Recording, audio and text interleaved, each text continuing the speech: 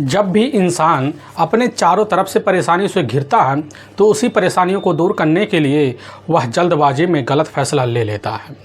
लेकिन जब तक उसकी निगाह अपनी ज़िंदगी का जीने का जरिया का ऊपर पड़ता है तब तक वह तो उसके सामने बहुत कुछ खो चुका होता। आज के घटना में सेम कुछ ऐसे होता है। एक इंसान होता है, कुछ ऐसी परेशानी से घिर जाता है कि उसी परेशानियों को दूर करने के लिए जल्दबाजी में एक ऐसा फैसला ले लेता है कि जिसकी वजह से एक ही परिवार की दो लोगों की निर्मम तरीके से मौत हो जाती है। लेकिन जब लोगों के सामने दिल दहलाने वाली सच्चाई एकाएक निकल के आती, इसे सुनकर लोग हैरान और परेशान भी हो जाते हैं। आखिर क्या था इस घटना में, इस घटना में क्या हुआ, इस घटना की आप पूरी तह तक सच्चाई जानने के लिए इस वीडियो को आप लास्ट तक ज़रूर देखिएगा। नमस्कार दोस्तों, मैं प्रदीप कुमार आपको स्टडी बात चैनल पे मैं स्वागत करता हूं। दोस्तों आज की यह जो सच्ची घटना है, यह घटना सुनाने से पहले मैं आपसे छोटा सा रिक्वेस्ट करना चाहता हूं, क्योंकि आप अगर इस चैनल पर नए हो, पहली बार आए हुए तो एक बार जाकर अपने इन्हीं प्यारे हाथों से सब्सक्राइब जरूर कर लीजिएगा और साथ में अपना नाम और अपना पता एक बार कमेंट बॉक्स में ज़रूर डाल दीजिएगा ताकि आपका नाम कल के वीडियो में हम ले सकें।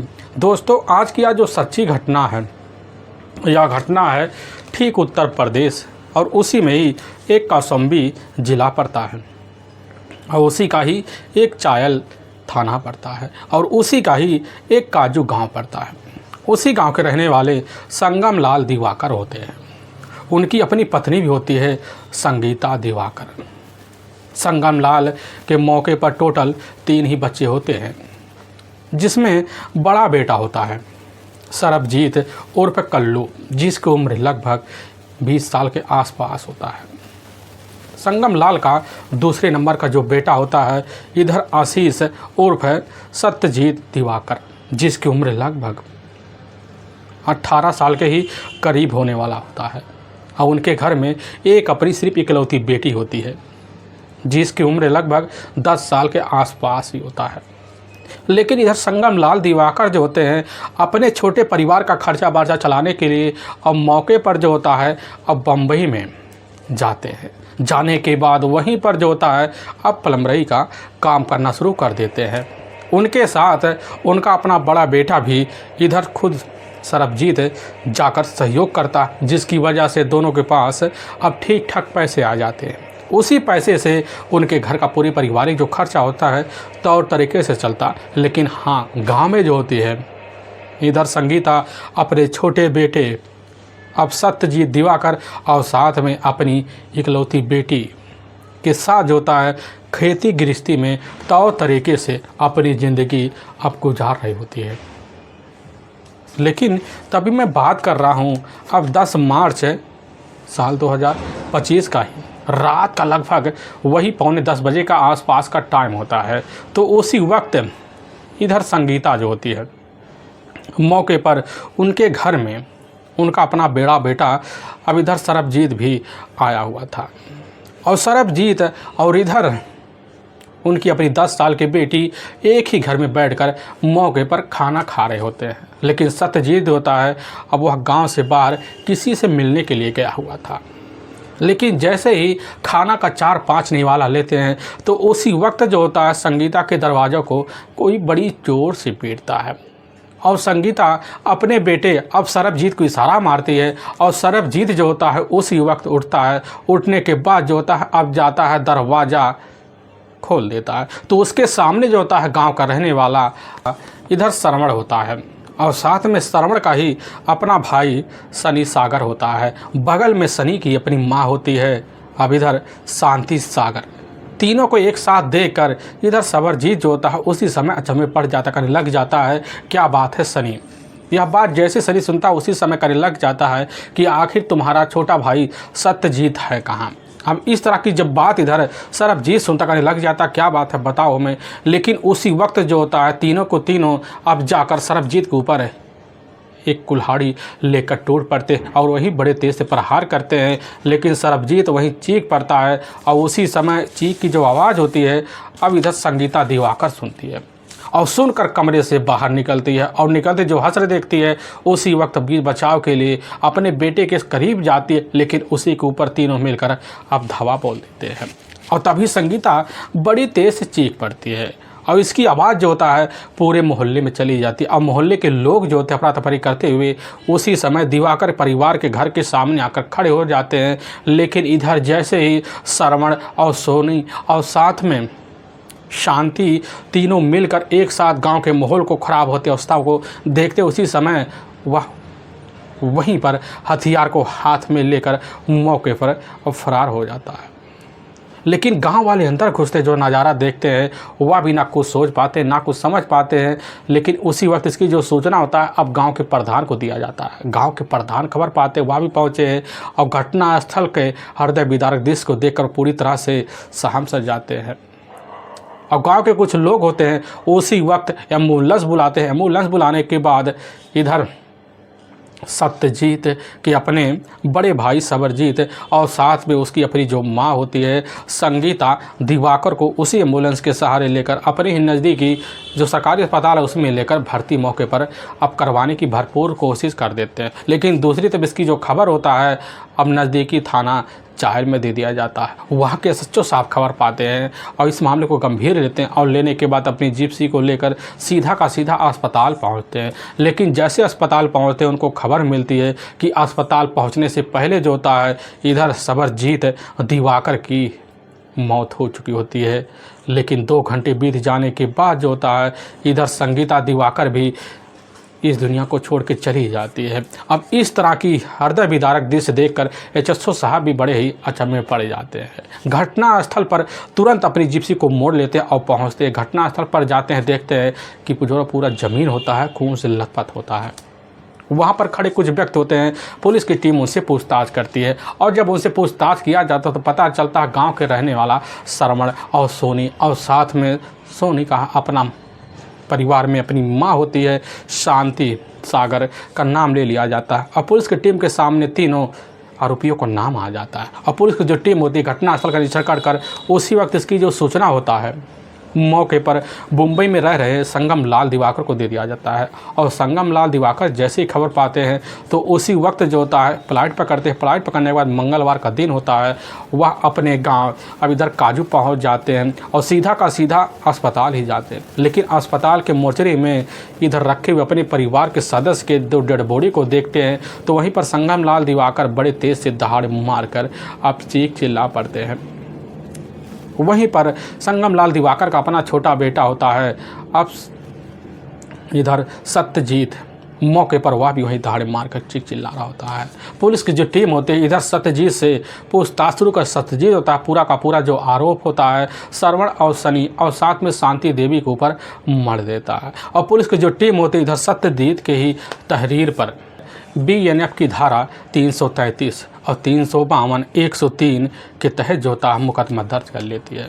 और उसी वक्त इस केस को सुलझाने के लिए एसएचओ साहब अब लग जाते हैं। और जब लग जाते हैं इधर पूरी जानकारी जो होता है अब गांव में आकर लेते हैं। आखिर यहाँ सनी और साथ में सरबजीत के घर के क्या रिश्ता था पूरी जानकारी मिल जाती है और वह भी चौंकाने वाली जानकारी मिलती है। और पूरा का पूरा जो शंका होता है अब जाकर इधर यकीन में बदल जाता है सरबड़ और सनी और शांति देवी के ऊपर। पुलिस की जो टीम होती है अब जैसे शांति देवी के घर पहुंचती है तो पता चलता है घर से सभी सदस्य मौके पर फरार हैं। लेकिन पुलिस जो थी काफ़ी मेहनत करती है और जब मेहनत करती है तो कैसे न तैसे कर सरवर को पुलिस की जो टीम होती है अपने ही कस्टडी में सुबह के टाइम ले लेती है और लेकर थाने पहुँच जाती है। और तुरंत जो होता है सरवण उसी समय दोनों की हत्या का जुल्म कबूल कर लेता है। लेकिन पुलिस के सबसे बड़ा सामने चैलेंज यही बनने जा रहा होता कि आखिर सनी और शांति देवी इस समय कहाँ होंगे। इसीलिए पुलिस की जो टीम होती है कैसे न तैसे कर सरवण से ही सनी का मोबाइल नंबर लेती है। लेकिन जब लिया जाता है उसके मोबाइल पर कॉल किया जाता है तो उसका मोबाइल जो होता है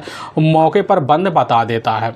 और पुलिस की जो टीम होती है उसी वक्त अब इधर सनी सागर के मोबाइल नंबर को सर्विलांस पे डाल लेती है और सर्विलांस की मदद से उसके लोकेशन के तहत उसका पता मौके पर निकाला जाता है। पुलिस की जो टीम होती है अपने हिसाब से इस केस को सुलझाने के लिए अपने ही एक टीम बनवाती है जिसमें 4 बड़े तगड़े पुलिसकर्मी शामिल होते हैं। पुलिसकर्मी जो होती है उसी वक्त शांति देवी की तलाशी करने के लिए मुखबिरों का व्यवस्था करते हैं, कैसे न तैसे कर शांति देवी और साथ में इधर सनी सागर जल्द से जल्द पुलिस के कस्टडी में आ सके। और पुलिस की जो टीम होती है उसी वक्त सनी के ऊपर निगरानी मारना शुरू कर देती है। लेकिन तभी उसी के मोबाइल लोकेशन के द्वारा पता चलता है इधर सागर के जो परिवार होता है उसी परिवार में सनी जो होता है मौके पर उसके मोबाइल का लोकेशन इस समय प्रयागराज से मिलकर पटना तक के लगभग अंदर दिखा रहा होता है। और पुलिस की जो टीम होती है उसी वक्त सनी के मोबाइल नंबर को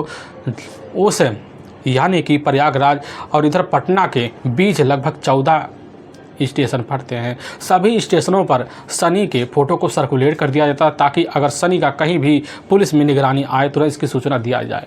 और पुलिस की जो टीम होती है जब उसके लोकेशन के तहत जांच पड़ताल करती, पता चलता है लोकेशन के ही तहत पर कि मौके पर बड़े चालाकी भरे कदम उठाया है। उसने लगभग इतने दूर के अंदर 3 ट्रेन बदली है। लेकिन पुलिस भी काफ़ी शातिर होती है, अपना तरीका अपनाती है। भले ही 24 घंटे का वक्त बीतने का हो जाता है, तभी पुलिस के सामने सनी का मोबाइल का मौके पर जो लोकेशन होता है वह प्रयागराज के ही अब देवरिया का ही एक भटनी रेलवे स्टेशन पड़ता है। मौके पर वहीं सनी का लोकेशन दिखा रहा होता है। पुलिस की टीम अपनी टीम को लेकर वहां पहुंचती और धर दबोचती लेकर थाने पहुंच जाती है। और थाने में सनी और श्रवण से जब पूछताछ किया जाता है तो पुलिस के सामने हाथ में संगीता दिवारकर की हत्या के बारे में जो सच्चाई खोलते से सुनकर लोगों के कलेजे तक थर्रा जाते हैं। असल में जो चायला थाना पड़ता है उसी का ही काजू गांव पड़ता है और उसी गांव में रहने वाले संतोष सागर होते हैं। उनके घर में उनकी अपनी पत्नी भी होती है शांति देवी सागर। लेकिन संतोष सागर के टोटल 3 ही बच्चे होते हैं, जिसमें बड़ा बेटा इधर सोनी सागर होता है और दूसरे नंबर का बेटा इधर श्रवण सागर होता है और एक तीसरे नंबर की इकलौती बेटी होती है रागनी, अब जिसकी उम्र लगभग इधर 15 साल के आसपास ही होता है। लेकिन इधर संतोष सागर जो होते हैं अपने परिवार का पालन पोषण करने के लिए जो होता है अब पटना में जाकर तौर तरीके से एक कंपनी में मेहनत मजदूरी करते हैं। लेकिन उनके साथ जो होता है उनका अपना जो बड़ा बेटा होता है मौके पर सोनी सागर भी उन्हीं के साथ काम में सहयोग करता, जिसकी वजह से उसके पास भी ठीक ठाक पैसे आए जा करते थे। और घर में सिर्फ शांति देवी अपनी बेटी अब रागनी के साथ जो होता है तौर तरीके से अपने घर में ठिकाना बनाई हुई थी। अब जैसे सुबह का टाइम होता है, सुबह के टाइम जो होता है इधर शांति देवी अपने खेत में काम के लिए निकल जाया करती थी और श्रवण जो होता है पास एक कंपनी होता है उसी में जाकर अपना जो होता है मेहनत मजदूरी करने का सिलसिला करता है। ऐसे दिन बीत जाया करता था, लेकिन घर में रागनी अकेली पड़ी रहती थी। लेकिन उसके हिसाब से उसकी जो ज़िंदगी होती है बड़े खूबसूरत तरीके से बीतती है। उसके जो खुशियाँ होती हैं, उसके जो अरमान होते हैं बड़े ऊंचे ऊंचे होते हैं, क्योंकि उसके सपने उसकी खूबसूरती के हिसाब से बने होते हैं कि आखिर हमारी ज़िंदगी में कोई ऐसा नौजवान युवक आए जो हमारी ज़िंदगी के तौर तरीके से संवार सके। क्योंकि वह जब भी घर में अकेली रहती तो उसके सामने मोबाइल रहता, टीवी रहता, उसी टीवी और मोबाइल में तरह तरह के गाने देखकर हीरोइनों का ठीक नकल करती और वैसी नकल कर कर वह बनना भी चाहती थी। और इसी चाहत में जो होता नव युवक की तलाशी करने के लिए रागनी लोगों के नज़रों में मंडराना शुरू कर देती है। लेकिन रागनी के ऊपर जिसकी भी नज़र पड़ती एक ही नज़र में देखकर रागनी का दीवाना ज़रूर हो जाता है।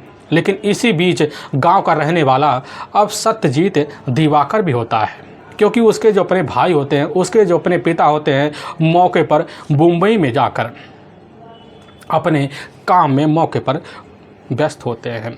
और इधर गांव में सत्यजीत जो होता है अपनी मां के साथ खेती बाड़ी में व्यस्त होता है।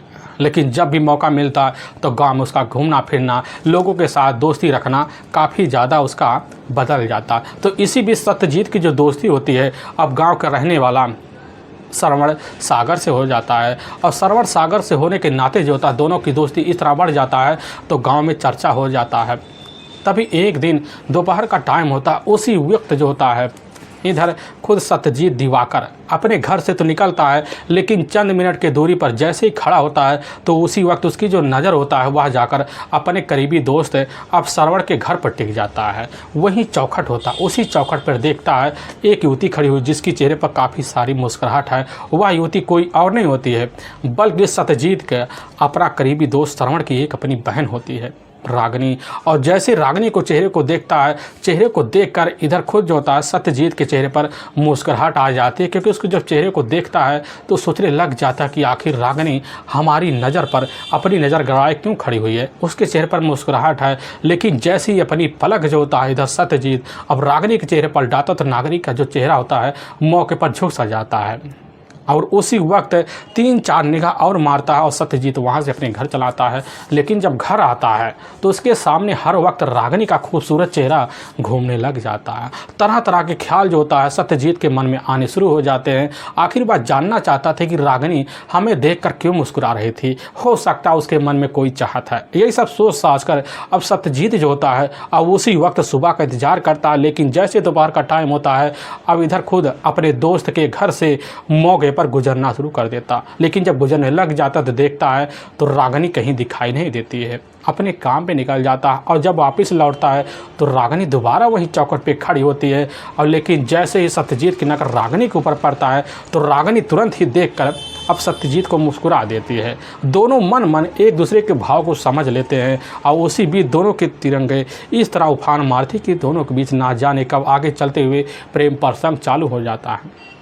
अब दोस्ती के नाते जो होता है अब इधर खुद सत्यजीत दिवाकर श्रवण सागर के घर आना जाना शुरू कर देता। आने जाने की वजह से जो होता है अब इधर रागिनी के इर्द गिर्द मंडराने लग जाता। अब इस तरह मंडराने लग जाता है रागिनी भी समझ जाती है कि आखिर जो होता है सत्यजीत जैसा साथी हमें इस जीवन में नहीं मिल सकता, जिसकी वजह से रागिनी उसी वक्त अब इधर सत्यजीत को भी भाव देना शुरू कर देती है और दोनों के बीच प्रेम प्रसंग चालू हो जाता है। यहाँ तक दोनों के बीच मोबाइल नंबर तक शेयर हो जाता है और मोबाइल नंबर शेयर होने के बाद जो होता है दोनों के बीच रात बिरात दिन रात कभी न कभी फ़ोन पर बात हुआ जाया करते थे। और दोस्ती मिलने जुलने का जो वादा होता है धीरे धीरे प्रेम प्रसंग के जरिए बागों में और साथ में बाहर घूम घाम के मिलना जुलना जारी हो जाता है। अब दोनों के बीच प्रेम प्रसंग इस तरह जारी हो जाता है कि दोनों अपने रिश्तों को ताक पे रख देते हैं और अपने रिश्तों को अंजाम देने के लिए पूरी तरह से तैयार हो जाते हैं। अपनी ज़िंदगी इस तरह बिताने की कोशिश करते कि दोनों एक दूसरे के प्यार में पागल भी हो जाते हैं और इसी पागलपन में अपने पूरे परिवार अपने रिश्तेदार को भी ताक पे रख देते हैं और अपनी ज़िंदगी बड़े ही खूबसूरत तरीके से अब सत्यजीत दिवाकर और दूसरी तरफ रागिनी सागर जीने लग जाते हैं। लेकिन समय ऐसे बीत जाता है, बीतने के बाद भी इनके प्रेम संबंध की जो जानकारी हो कहानी किसी को नहीं लग पाती। लेकिन समय इस तरह भागता है कैसे न तैसे करके इसकी खबर जो होता है पूरी तरह से काजू गांव के इलाके में फैल जाती और फैल जाती। लोग तरह तरह के चर्चे भी करते हैं। लेकिन इसकी खबर जाकर अब इधर शांति देवी को जब लग जाती है तो शांति देवी जब खबर पाती है तो अपनी बेटी की क्लास लेने के लिए अपने पास बुलाती है और 3-4 बार ऐसी बात कह देती है कि रागिनी उसी समय इनकार कर जाती है कि माँ जी इस तरह की चर्चे जिसने भी गांव में फैलाए हैं वह समझ लो हमारे घर की बड़े ही बेरहम तरीके से दुश्मनी है और दुश्मनी निकालना चाहता है हमारे और साथ में सत्यजीत दिवाकर के बीच ऐसा कोई बात है ही नहीं।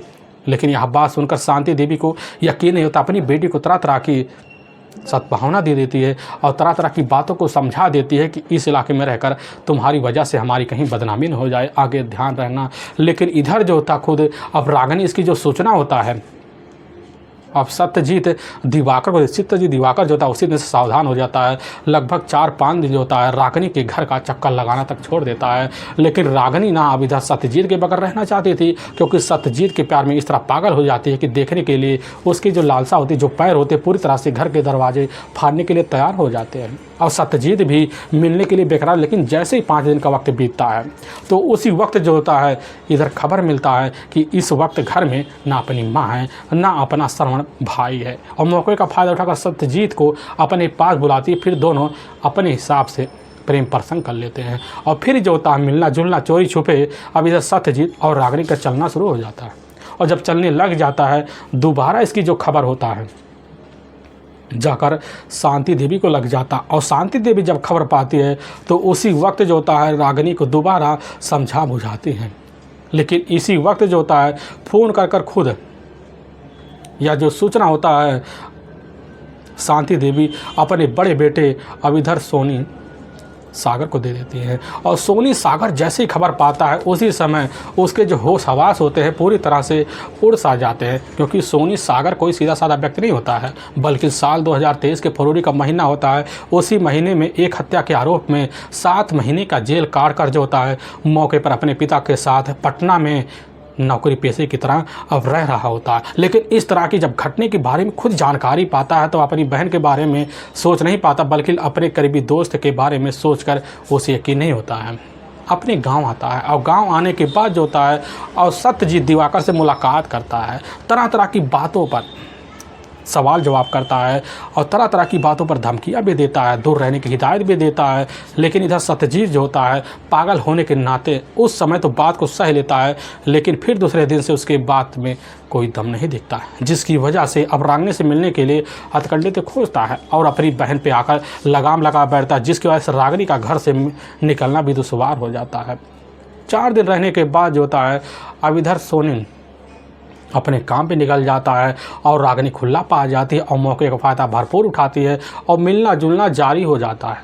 और जारी होने के बाद जो होता है फिर इनके प्रेम प्रसंग की जानकारी पूरे मोहल्ले में फैलने लग जाती है और फैलने की वजह से अब इधर शांति देवी खबर पाती है और जब खबर पाती है तो वह ना कुछ सोच पाती ना कुछ समझ पाती है कि आखिर चलकर इनकी ज़िंदगी का रोक का कौन सा जरिया निकाल लें, जिसकी वजह से शांति देवी खुद जाती है और इसकी शिकायत अब सबरजीत से कर देती है। और सबरजीत अपने छोटे भाई के बारे में इस तरह की जब जानकारी पाता है तो सत्यजीत को काफ़ी समझाता बुझाता है कि भाई उस गली का रास्ता तुम छोड़ लो, तुम्हारे लिए हम नई लड़की देखकर खूबसूरत तरीके से शादी करवाएंगे, तुम आगे सपना देखना भी छोड़ दो। लेकिन इधर जो होता है सत्यजीत पूरी तरह से रागिनी के प्यार में, खूबसूरती में, प्यार में पागल हो चुका होता है और पाने के लिए हर कदम उठाने के लिए तैयार खड़ा रहता है। लेकिन मौके को दरकिनार करते हुए रागिनी और सत्यजीत का दोबारा मिलना जुलना शुरू हो जाता है और जब शुरू हो जाता है तो इसकी खबर जाकर दोबारा खुद जो होता है सोनी को लग जाता है और जब लगता है तो वह सनस रह जाता है कि आखिर इसका कौन सा रास्ता निकाले। लेकिन फ़ोन के द्वारा सत्यजीत को समझा बुझाकर वहाँ से तो समझ जाता था, लेकिन इधर समय बीतने लग जाता है। समय बीतते बीतते जब कुछ महीने का वक्त बीतता है और तभी ठीक जो होता है इधर 8 मार्च अब साल 2025 का ही वक्त होता है।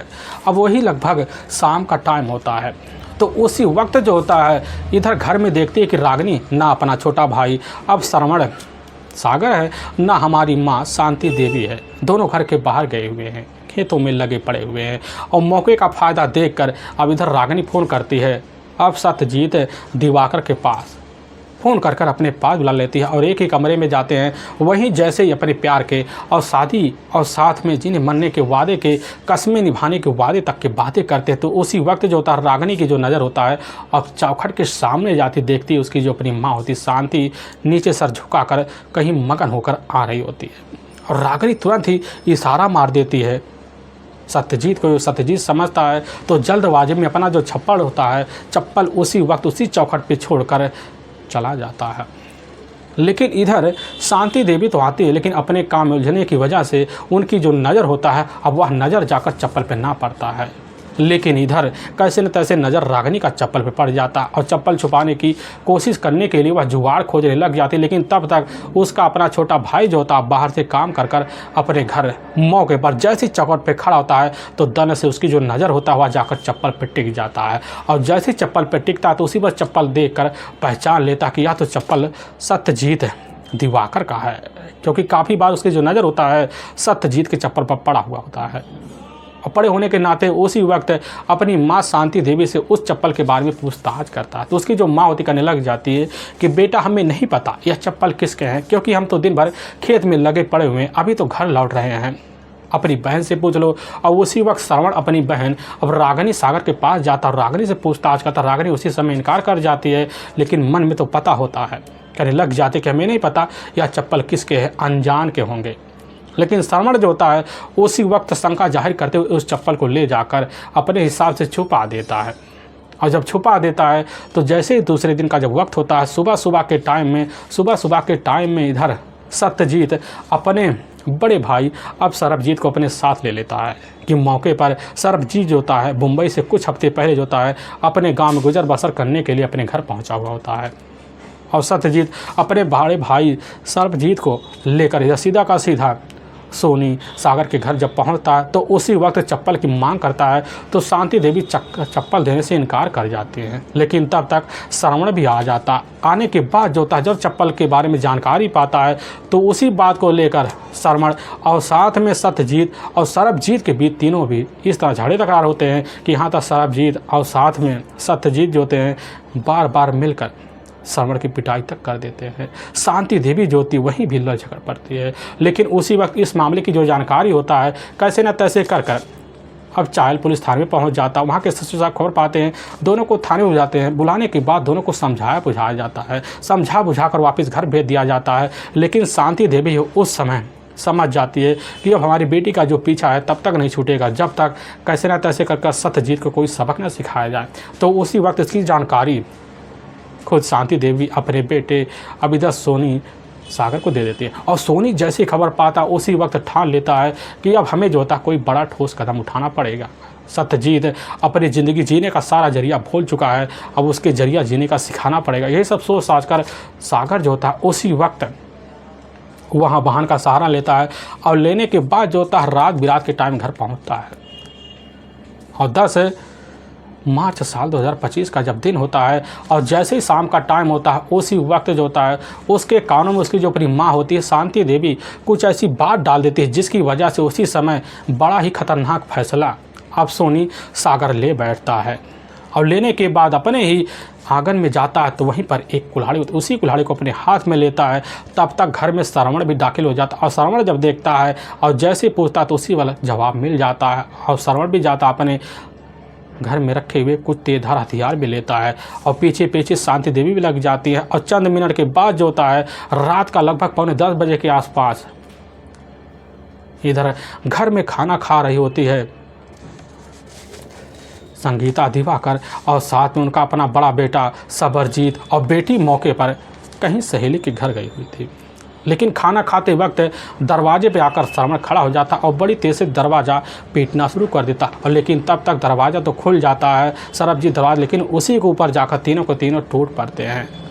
और वहीं दोनों को थोड़ी देर बाद मौत की नींद सुला देते हैं। लेकिन सत्यजीत का पता नहीं चलता। तब तक मोहल्ले वाले इकट्ठे हो जाते हैं और वहाँ से तीनों के तीनों 9 तो 11 हो जाते हैं। लेकिन वाकई में दोस्तों पुलिस के सामने जब यह सच्चाई निकल कर इधर खुद सोनी सागर और साथ में श्रवण सागर और इधर शांति देवी सागर के तहरीर पर आता है, पुलिस की जो टीम होती है काफ़ी सोच में पड़ जाती है कि आखिर मुलाकात किसी और का और भुगते सजा कोई और। लेकिन पुलिस की जो टीम होती है तीनों को अपने कस्टडी में ले लेकर जाकर वहाँ के न्यायालय में पेश कर दिया और तीनों के ऊपर काफ़ी गंभीर धारा में मुकदमा दर्ज करके ले जाकर हमेशा हमेशा के लिए जेल के सलाखों के पीछे डाल देती है।